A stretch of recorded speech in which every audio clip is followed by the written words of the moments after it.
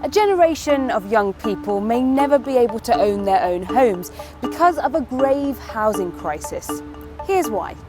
This country is not building enough homes. It means there's more demand as the population grows, but limited supply, and that means higher prices. A record number made homeless, a younger generation facing no chance of affording a home. To understand this, we've got to go back in time for context. The post-war period saw a golden age of home ownership. To some, the idea of owning your home was part of the national psyche. Clement Attlee's post-war Labour government built more than 1 million homes, 80% of which were council houses, largely to replace those bombed during the war. The house building boom continued when the Conservatives returned to power in 1951. To build homes. It reached its highest peak in the 1970s, with more than 300,000 homes built. The average house price then was around £10,000. But it gradually decreased when Conservative Prime Minister Margaret Thatcher championed the Right to Buy scheme in 1980. This policy gave council tenants of at least 3 years the opportunity to buy their homes at a generous discount, fulfilling a Conservative promise of a property-owning democracy. By 1990, 1.5 million homes had been sold. By 2023, that number rose to 2.3 million. It was aspirational, popular, and profitable. Over 40 years, it earned the Treasury £47 billion. Now, that might sound like a lot, but £1 billion a year over 40 years is a drop in earnings compared to the Treasury's annual budget of £132.7 billion. More importantly, the UK has paid a price in lost social housing. The UK's social housing sector has been shrinking. In 1973, council housing accounted for nearly 30% of the total number of homes in the UK. 5 decades later, that number has dropped to just over 6%, as privately owned or rented homes make up the majority of the market. These sales meant a depletion in council housing stock, construction slowed, rents for council tenants rose, the population grew, demand ultimately outstripped supply. All made worse by the refusal of successive governments to allow councils to spend the windfall they received from sales on building new homes. So why hasn't the UK built enough housing? Well, here's a word you might recognise: NIMBYs. It stands for Not in My Backyard. A building boom in the interwar period was met with a backlash from suburban residents. They argued that the large-scale expansion of urban areas caused pollution, congestion, and the destruction of green spaces. The result? The 1947 Town and Country Planning Act, designed to control urban sprawl. This established the concept of planning permission on a case-by-case basis, a sort of local veto. But there are other reasons. Then came the buy-to-let phenomenon.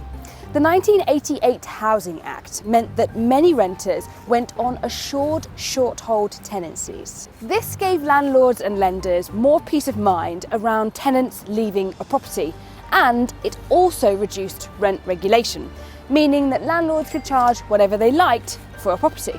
Buy-to-let mortgages then followed. People bought up former local authority housing to rent out at considerable rates as a source of income. 41% of all council homes sold under the Right to Buy scheme are now being let on the private market.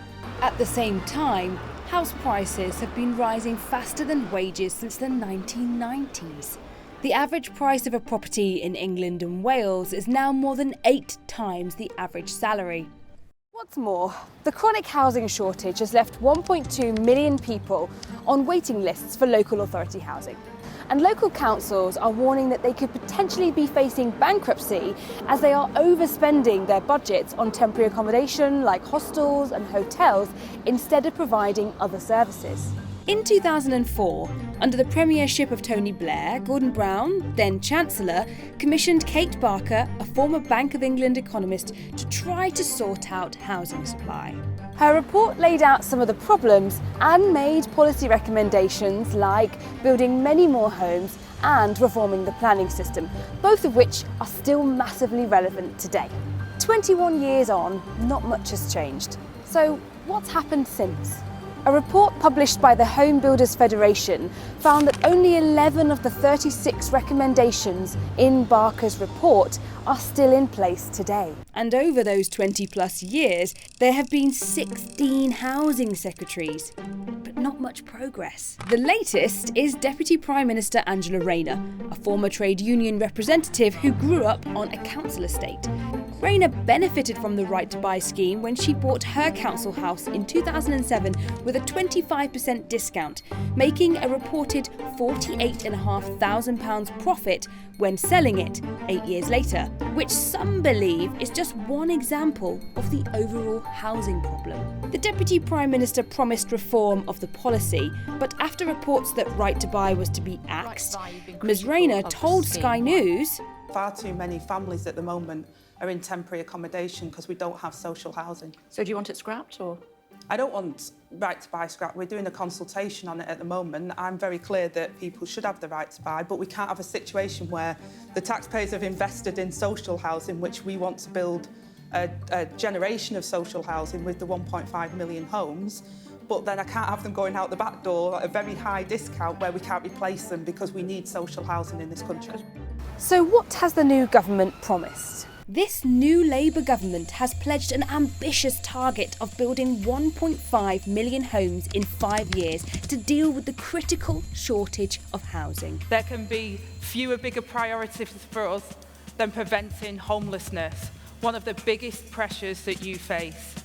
By getting Britain building again, speeding up the planning system and reintroducing mandatory housing targets, I know that this will mean asking more from local councils.